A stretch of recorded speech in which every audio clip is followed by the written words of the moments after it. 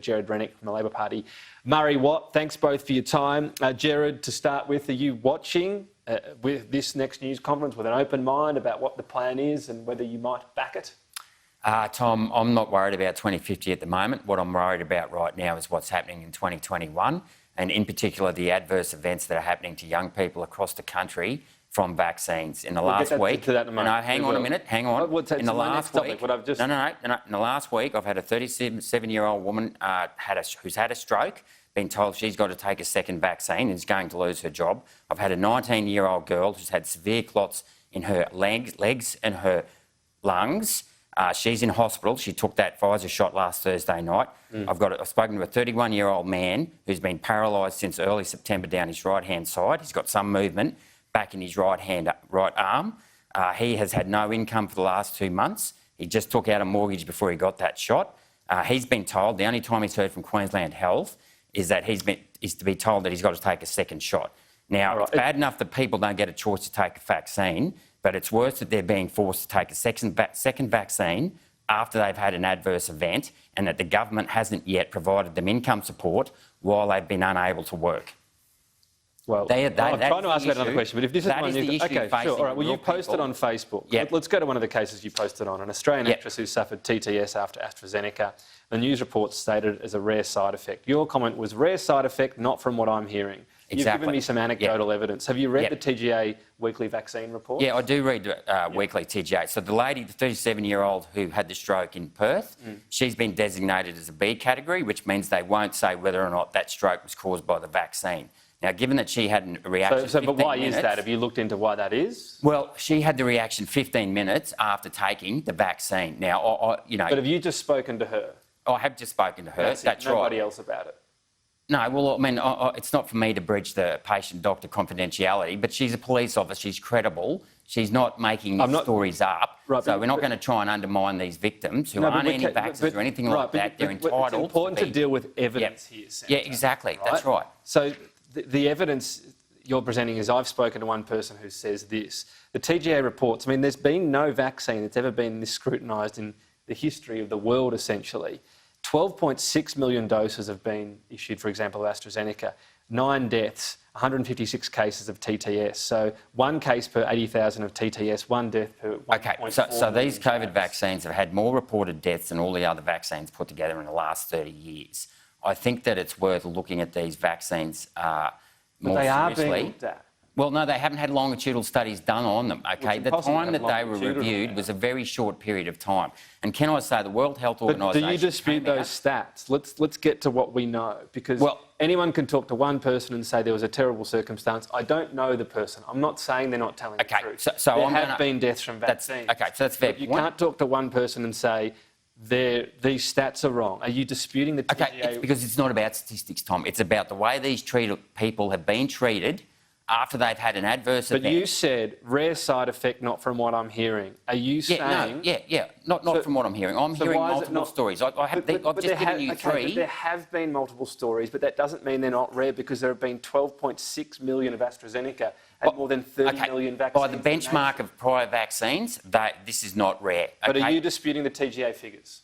I haven't... No, well, I'm going to question them about the TGA figures. I don't trust Gerard because he's given me incorrect information in the past. So Professor Gerard, he's giving me either incorrect information or he hasn't done his own research on other drugs. The published TGA stats on weekly vaccine reports. Do you have any concrete evidence or any reason why they would be wrong? Well, I'll be asking tomorrow why someone who had a severe adverse event 15 minutes after the vaccine wasn't, But isn't it better to get that answer rather than to post on Facebook, not from what I'm hearing, go off one person and undermine the whole... I'm not going off one person. I'm going off probably 50 people that have contacted me directly, and they all say... But this is all anecdotal evidence. Going off that... Yeah, I accept that it's anecdotal evidence, but you can go on the World Health Organisation database. There's been over 10,000 reported deaths there from the COVID vaccines. Right, compare that to other adverse events from things like tetanus and polio, where they've had something like 20 reported deaths. This is a much more... there's been a lot more adverse events and a lot more reported deaths from these vaccines than any other vaccine in prior time. This should not be ignored, Tom, and I know... I'm not saying ignored, I'm saying that your comment... You've made a comment, You say you're going to follow up on this information. Yep, tomorrow. But you've made a comment questioning something before you've done that. Why not? No, because I don't get a straight answer I haven't got a straight answer in the past from the TGA. I've got very little confidence at the moment in what they've been telling me. All right. But regardless of whether or not the statistics are right or wrong, these are people who haven't been given proper income support. Income support's one thing, but you can't say regardless if they're right or wrong. If they're right, what are you going to do? Retract that Facebook post? No, because I don't think they are. No, I'm not going to, because there's evidence out there on the VARs in the US, in the World Health Organisation database. Tom, I'll send you through the links. I'll send you the data. But what I'm asking to about other vaccines, the TGA data in Australia, you're saying rare, not from what I'm hearing. I'm saying that's the important data. It's not that a single tragedy or multiple tragedies can't happen. It's certainly not that people shouldn't get compensation for that. If there's a situation like that, I happen to agree that people should be compensated for that. But it's about you saying, not from what I'm hearing. No, not from what I'm hearing. That's right. That's anecdotal. Don't you see the difference between that and carefully... So, Tom, there's been 589 reported deaths on the TGA website, right? They're saying only 9 are attributed to the vaccine. OK. So they're saying the other 580 people got it wrong? No, what they're saying is if you get a vaccine, you die in the 2 weeks after that. It's not necessarily because you got the vaccine. No, I accept that. The whole of Australia is basically getting vaccinated. We're still going to have a death rate. You could also say the number of people that had a coffee in the past week and then died was staggeringly high. It's the difference between cause and effect. That's why that 589 figure has nothing to do with dying from a vaccine. It is. They've been reported. It might have something to do, right? But it's not mine. That's the thing. The TGA has done the work. But let me tell you this. No one between 5 and 11... There's a difference between dying from and after a vaccine. I accept that. No one between 5 and 11 has died from a vaccine. There's been one person up until just recently, between 11 and 20, that's died from a vaccine and died with COVID, that had meningitis, right? So why are we even talking about giving vaccines to younger people when the relative risk ratio is very, very low from the dying from COVID anyway? Don't you think... And paediatricians have called for greater testing of these vaccines. That's on fine. young And when that children. discussion comes up around safety of the vaccine for 5 to 11-year-olds versus risk, fine. We put it on the table with the established figures, not from I spoke to someone, not from anecdotal evidence. Okay. It's just not the way you can conduct Well, such an Tom, important debate. I'm a senator. I don't have time to go through every reported event. Right? You have time to get on your Facebook and post all sorts of nonsense. You're saying what's happened to these people is nonsense. Why don't you show some respect, Murray? This is a serious issue that is being ignored by the government classes, by the government, by the political class, a serious issue here that needs to get greater national attention. Tom, is it any wonder that here we go. Go and mock these people. Murray, they've been paralysed, they've had strokes. Gerard, I didn't interrupt you. Is it any wonder that Queensland vaccination rates are lagging other states when we have a Queensland LNP senator arm in arm with George Christensen and Clive Palmer running around the state, running around the nation, spreading misinformation about vaccines and discouraging people from getting their vaccines? This is about Queenslanders' health. This is about Queensland businesses. This is about Queensland jobs. We all know that the best way to make sure that our economy can open up, that jobs can be provided, that we can keep people healthy and safe is by encouraging people to get vaccinated. And instead, we've got members of Scott Morrison's own government running around Queensland, running around the country, arm in arm with Clive Palmer and all sorts of other anti-vaccination nuts, spreading misinformation, going off anecdotal evidence when the TGA is saying completely the opposite based on facts and based on data. There is no wonder that Gerard Rennick and George Christensen are getting people contacting them with their anecdotal stories, and I have every sympathy for people who've had an adverse reaction. But there is no wonder why Gerard, George and other people like that are getting people contacting them because their Facebook pages are littered with anti-vaccination nonsense. It's like these a big people got red vaccinated, light. Murray. It's like a they big got red light vaccinated. above Don't you their dare Facebook call them page. anti-vaxxers.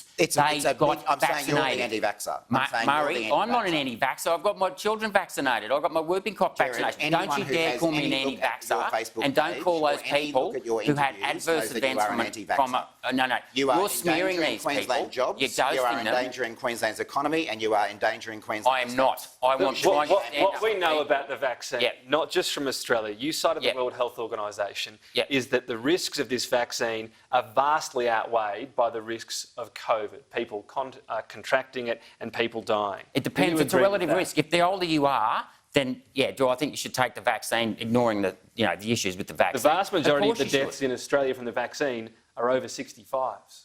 Well, there are a lot of younger people who are having adverse events, who've got elevated heart rates that won't come down. So there's But serious illness, again, comes from... Look, this TTS is the serious thing that people contract from the AstraZeneca, can get from the AstraZeneca. They seem to be contracting it from Pfizer as well now. It's a different thing they're getting from Pfizer. 1 per 80,000, that's one case. That's not even necessarily a serious one. Well, that depends on rare. how the TGA categorise it. I mean, as I said, I've heard from one person... TTS is categorised. It's not how they do it. You either have this blood clot issue through platelets or you don't. It's not a categorisation thing. But regardless, if you've had an adverse event from the first vaccine, why on earth are we making these people get a second shot? What do you mean, a serious adverse event? I'm talking about paralysis. Well, the official advice is if you've had strokes, that, then you talk to health experts about why, and you don't necessarily get and that they're only shot. giving exemptions for people with anaphylaxis. They are not giving exemptions to anyone else, despite these people getting clots, having strokes. I mean, this stuff is inhumane. I haven't seen any verified example of someone that got a clot, got TTS, had serious side effects, and then was ordered to get another one. You've cited examples. Okay, well, I can show you my phone here. I've got a whole littered with messages from people who are. That's I because picked your up the Facebook phone page is basically a drag for every because story the media. that people I have spoken to 2 journalists It's a in the red last light. week. You're calling for people to Sorry, contact you. Murray. I have spoken to 2 journalists in the last week about this adverse events, and they've been told that the media organisations have told them not to talk about adverse So there's a events. conspiracy theory. There's always a conspiracy theory at heart. No, I didn't say it was Tom, conspiracy. Here you go again. Tom, You're ridiculing a serious issue this here, is a Murray. classic This example. deserves the respect of these people who have incurred serious injuries. Would you like anyone Don't else to say ridicule something? them. This is a classic example of the Morrison government in action, saying one thing No, to a it's not the certain Morrison group government, and one because they're thing not to doing another. anything about it We've either. got Scott Morrison and his ministers out there every day telling people to get vaccinated, getting stuck into Queenslanders about not getting vaccinated, while at the same time they release their own MPs off the leash to go and spread all sorts of anti-vax. Is there any evidence They're doing that's the been same thing released? on net zero. Well, They're on doing the that- same thing on net zero. They've got their liberals in the cities out there saying, oh yeah, we care about hang on, climate change. and they've got speaking of other evidence, people in the Murray, there's no regions. evidence that senators or members of the coalition are being unleashed. Well, Yeah, look at this exactly. bloke. You're making it up. He comes onto a national Well, program. I don't think he's on a spreading directive here. his- I don't think he's no on a one's- directive here from the Prime Minister's No, but office. Yeah.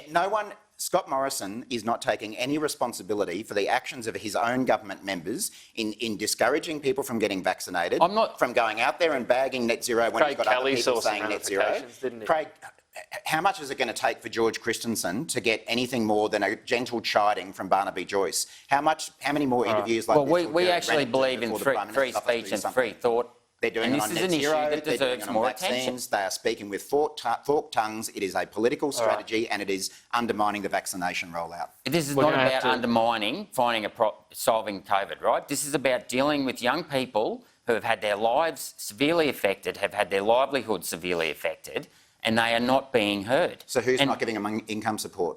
What level Well, of that's government? it. That's our government, your and I'm going government. to Maybe you raise should that. do I don't think many I people accept would have an that, issue and I with accept income that, Murray. support. Maybe I you should do accept that. something But about I'm around going the to do something evidence about it. and side effects, as I said, I've pointed to the figures for you.